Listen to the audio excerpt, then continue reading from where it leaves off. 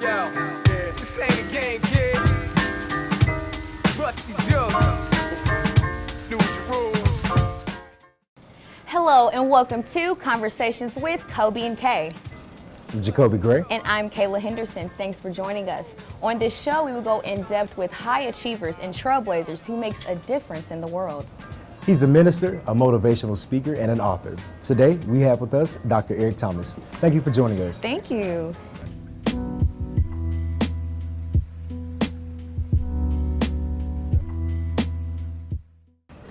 I understand you created a weekly motivational video series on YouTube called TGIM. Thank God it's Monday. Tell me what inspired you to do that. The Bible says your gift shall make room for you. And I know I got one gift, that's to speak. Like I don't have a lot of gifts, but speaking is what I do well. So during that time, we had gone into a recession. President Obama had come into office. I'm in Detroit, so the recession was Ford, GM, and Chrysler all crashed. So you had people committing suicide, like people losing their mind. They had worked for Ford for 20 years, and now the place that they had gone to for their income to take their kids to school is over. So for me, I was like, yo, what can I do? Like, how can I serve Detroit? How can I serve Michigan?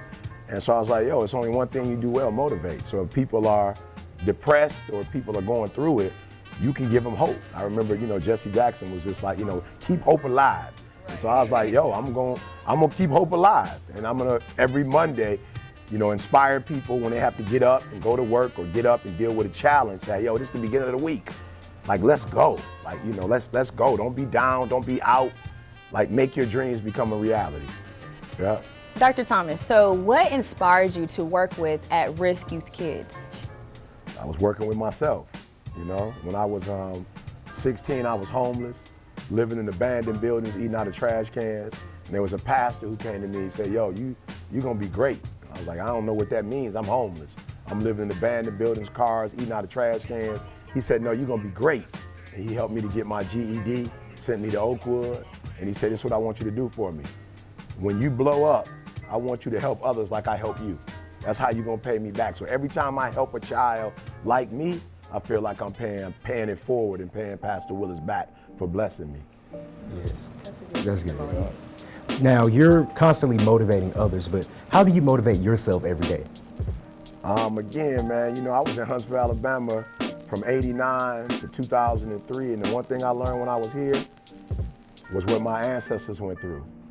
Picking cotton, just the opportunities we didn't have. We learned a lot. Of course, you guys are learning about the civil rights movement. You're learning about Reconstruction. That's what motivates me. That as smart as Dr. Martin Luther King was, as brilliant as he was just born at some crazy times. So I'm motivated by the fact that I have opportunities. I'm a motivational speaker. Who does that? Like, I get paid to speak. You couldn't do that 200 years ago. 300 years ago, if you look like me, you would work in the fields. So I'm motivated by the fact that I can put my kids through college. They can go whatever school they want. I can live wherever I want to live. I'm just motivated by the opportunities that I have as an African-American man in 2019 that my ancestors didn't have in 1718. And that's a blessing. That's a blessing. Questions really. asked. Yes. Yeah. Dr. Thomas, so I've been looking at your YouTube videos and did research on you. Can you tell us about the 1% challenge?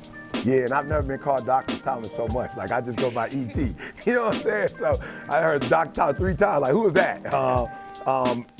For me, I was blessed, to be a part of a solar company. I have equity in the solar company, equity in real estate.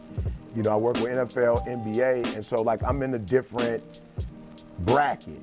And I want to invite everybody to come to that bracket. We grew up, my mom's was, you got to work. Why? Because my mom was a baby boomer. And so for her, it was Ford, GM, and Chrysler. No such thing as entrepreneurship. And I'm like, Ma, I'm telling you, like, you can buy real estate now. Like, there's a whole bunch of stuff you could do, Ma, now. So I'm trying to invite everybody. I feel like Harriet Tubman. I started making money as a motivational speaker. I got into real estate, solar company. So I'm like, hey, everybody, there's a way to make money. You ain't just got to clock in and clock out. We got other options now. Right. And our boy Maul, who's a 1%, he was a cop for 30 years. So he never left his job as a cop, but he started doing other stuff. And so now he got 5-6 streams of income. So I'm just trying to encourage everybody that, hey, we free. You know what I'm saying? Like, for real. And we have opportunities and we need to take advantage of it. And that's the 1%. Using your gift to have multiple streams of income. Yes. You got to be resourceful. You have to be. You don't have to, but it'd be good to be. Yeah. Yeah. You got an option, you know. Yeah. Now, you've told us, how you started and where you came from, but is there a certain story that molded you into the man you are today? Yeah, the birth of my son. I'm just gonna be real. I was playing, I was probably at 70% my potential when Jalen was born, right here in Huntsville Hospital, 1995. It's crazy, they always talk about moms holding their babies and breastfeeding on all these shows, but it didn't go down like that for me. I was in the hospital room, my son was born, I grabbed him. I was the first one to grab him, cut the umbilical cord, and he was looking at me, and he had that look like, are you the one that's gonna take care of me? And all I could think about was my father wasn't there for me, my grandfather wasn't there necessarily for him, my granddaddy dropped out of high school, my father dropped out, I dropped out. And I was like, you know what, the cycle stops now, we're gonna break this cycle. And so Jalen was that motivation of go back to school, go use your gift, go do something with your life. Because I was taught in church, people don't listen to what you say, they listen to what you do. So I could tell my son to go to college, but if we had 3 generations of dropouts, he was gonna drop out. So I literally went back to school and finished. Took me 12 years to get a 4-year degree. I literally went back just so he couldn't say that I was a high school dropout. And then I ended up getting my master's, and when he was finishing at Michigan State, I was working on my PhD.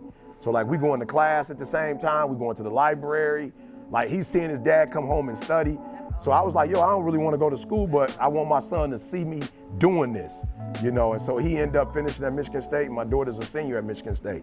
So I wanted to start a different legacy. My people dropped out, and I wanted to start a legacy where we all finish and we all go to the same school so we could tell our grandkids that we did something together as a family, Oh, that's dope. Keep pushing. Yeah, no question. That's it. Well, I'm here to push y'all today. Hey. Thank you. Hey, I'm not getting pushed today. I'm about to push y'all today. So you're here at Alabama A&M, and you attended another local HBCU. Tell us about your experience at Oakwood University. It's Huntsville, we was on the hill. When I was here, it was one. They came to us, we came to them. I would come here to hear speakers. There was speaker series at Alabama A&M, so my experience here was phenomenal. I came here at 19 years old, scared. All I knew coming from Chicago and Detroit was the Ku Klux Klan. I'm like, Alabama, I ain't heard nothing good about Alabama. But when I got here, it was a total opposite. When I left to go back home to Michigan, because my kids were, getting older and the grandparents was like, we want to see them. I miss Huntsville. I still got a home in Henderson Hills. I'm waiting for something to happen to come back here. You talk about Southern hospitality. You talking about people holding each other accountable. You talking about you going to school with church with your professor. You know your president. You could touch, I ain't trying to diss Michigan State, but I was there and ran a program from 2005 to today, one of the best programs on campus. The president never came. I ain't never see her there. You know what I'm saying? She never came out to our program. When I was at Oakwood, I knew the president. I knew his wife. I would see them come on campus. I'd see their car. I lived around the corner. It was pride to say, I know the VP. I know the secretary. You know what I'm saying? So Huntsville was a phenomenal experience, and the food. Oh man, the food. And you know what I love most about Alabama is that if I saw you in the morning, I spoke to you, and I saw you in the afternoon, you had to speak again. Yeah. And if I saw you at night, it was like you ain't even see me all day. You got to speak again. You know what I'm saying? And so we chopping it up, and so I miss that. Michigan is one of those places where, everybody about making money and, progression, but they're not always friendly, But Alabama, man, I love it because it's just folk. We just folk here. And so I really do miss it. Whenever I get a chance to come back, I relish the opportunity. So how can people follow you on social media? Well, y'all know y'all doing a lot these days. So you got Instagram, ET the hip hop preacher. That's the only one I go to. I think Twitter is Eric Thomas BTC. Snapchat is Dr. Eric Thomas. And then just etinspires.com for all your ET everything. Whatever you want, videos, gear, to know where our programs are, is etinspires.com. Make sure y'all follow him. Thank you so much for joining us, Mr. Thomas. Thank you. I'm Jacobi Gray. And I'm Kayla Henderson. Catch us next time, some conversations with Cobi and Kay.